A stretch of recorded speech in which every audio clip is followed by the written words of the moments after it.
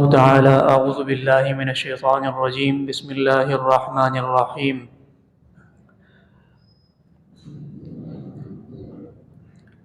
يا أيها الذين آمنوا اتقوا الله حق تقاته ولا تموتن إلا وأنتم مسلمون۔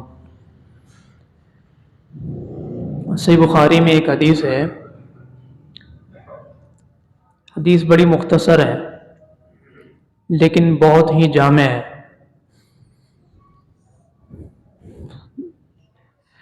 درس کا مختصر وقت ہے، انشاءاللہ ایک حدیث بھی اگر ہم سن لیں اور انشاءاللہ تعالی اس پر عمل ہو جائے تو اللہ کی توفیق سے کافی ہوگا۔ سیدنا ابو ہریرہ رضی اللہ تعالیٰ عنہ فرماتے ہیں کہ ایک شخص آیا اور آ کر اللہ کے نبی صلی اللہ علیہ وسلم سے یہ فرمایا، یا رسول اللہ اوصنی، اللہ کے نبی صلی اللہ علیہ وسلم مجھے کوئی نصیحت کیجیے۔ صحابہ کرام کا یہ مزاج تھا کہ وہ وقتاً فوقتاً اپنے استاذ امام الانبیاء سید الانبیاء محمد الرسول اللہ صلی اللہ علیہ وسلم سے نصیحت طلب کیا کرتے تھے۔ ان کی خوبیوں میں سے ایک بڑی عمدہ خوبی تھی، ہمیں بھی ویسا ایمان لانے کا کہا گیا ہے، ہمیں بھی ویسا عمل اپنانے کا کہا گیا ہے جیسا صحابہ کا ایمان اور جیسا صحابہ کا عمل تھا۔ تو ہمیں بھی اپنی عادت بنانی چاہیے، اپنا مزاج بنانا چاہیے کہ اپنی کمیاں کوتاہیاں، اپنے دینی معاملات کے اندر جو سستیاں ہیں اس بارے میں کسی شیخ سے، کسی عالم دین سے ہم نصیحت حاصل کریں، ان کے پاس جا کر ان سے کچھ نصیحت طلب کریں تاکہ دل نرم ہو، آخرت کی فکر پیدا ہو اور عمل کی جستجو پیدا ہو۔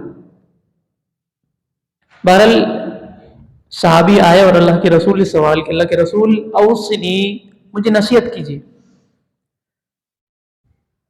اور ایک دوسری روایت میں آتا ہے کہ اس نے دو باتیں مزید کہیں، ایک تو یہ فرمایا کہ نصیحت کیجیے، دوسری بات اس نے کہ ولا تکثر علیہ،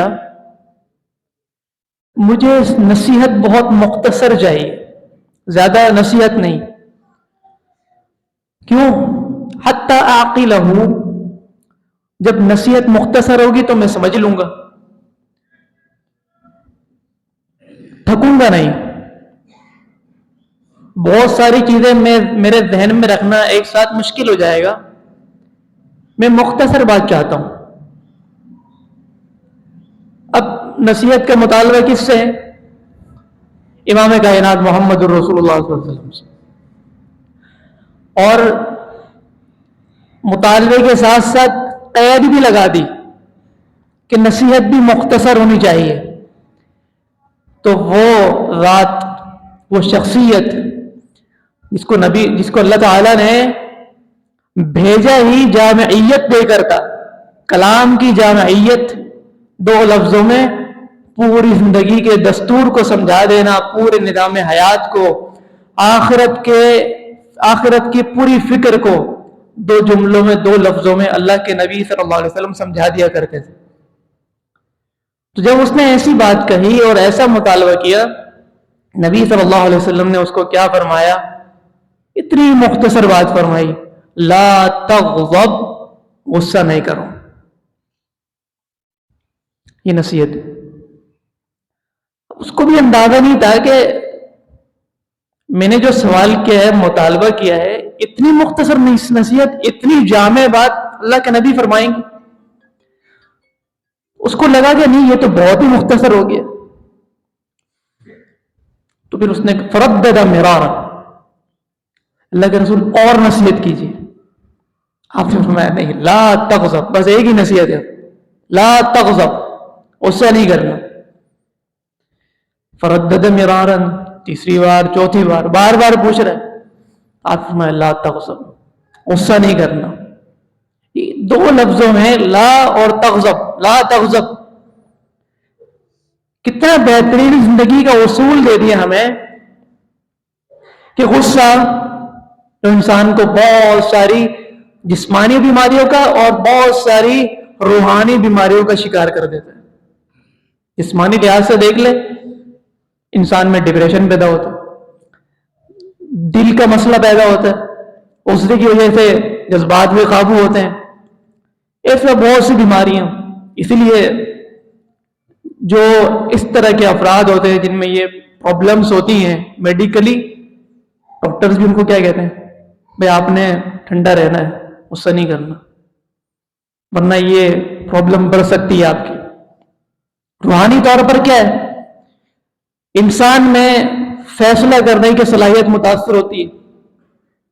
اسی لیے حدیث میں نبی صلی اللہ علیہ وسلم نے فرمایا لا یقضی القاضی بین اثنین وہو غضبان، کوئی بھی جج ہے، فیصلہ کرنے والا ہے، کسی کو فیصل بنایا گیا ہے، کسی معاملے کو دیکھ رہا ہے وہ، تو وہ دو لوگوں کے درمیان اس وقت فیصلہ نہ کرے جب وہ غصے میں ہو، غصے کی حالت میں فیصلہ نہ کرے۔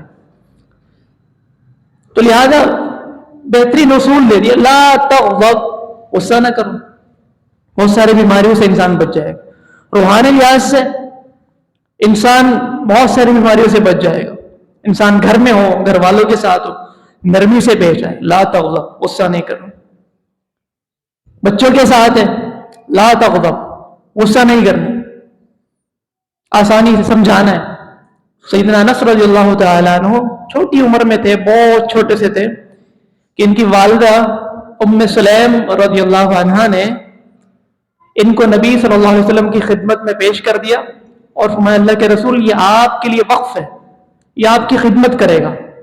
تو کہتے ہیں کہ خدمت النبی صلی اللہ علیہ وسلم 10 سنین، میں نے 10 سال نبی صلی اللہ علیہ وسلم کی خدمت کی، فما قہرنی ولا ضربنی، مجھے اللہ کے نبی صلی اللہ علیہ وسلم نے 10 سالوں میں نہ کبھی مارا نہ کبھی ڈانٹا۔ ہاں کان اذا کرہ شیئا، اللہ کے نبی صلی اللہ علیہ وسلم کو کوئی بات ناپسند ہوتی، ناگوار گزرتی، تو آپ میری طرف دیکھ کر مسکرا دے دیتے، میں سمجھ جاتا تھا کہ اللہ کے رسول کو یہ بات پسند نہیں ہے۔